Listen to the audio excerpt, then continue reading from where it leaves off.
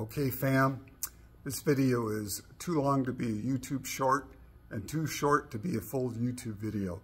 But I wanted to show you, I was doing a little weathering. I was adding dull coat to some of my cars that I always weathered, already weathered. And then I started adding kind of a light wash to some unweathered cars that I'm going to add more stuff to. But let me show you what I did. Okay.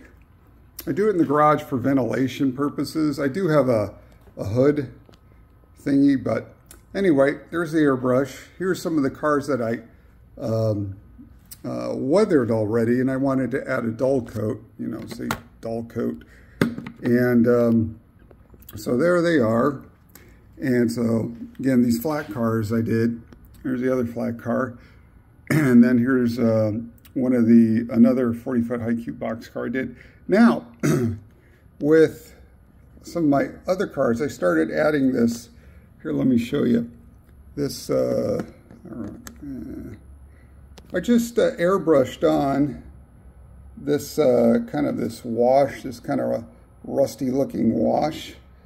And so I did it on these. Again, this is the first step. I first added a dull coat to these as well. So, and I just got it added a very,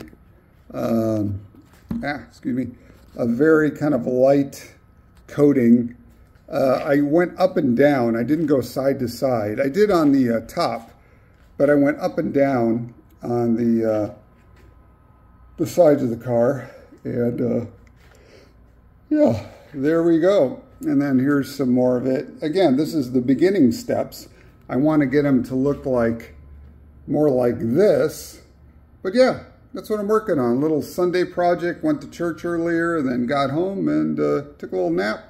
And now working on this stuff. Oh no, by the way, this is my test module.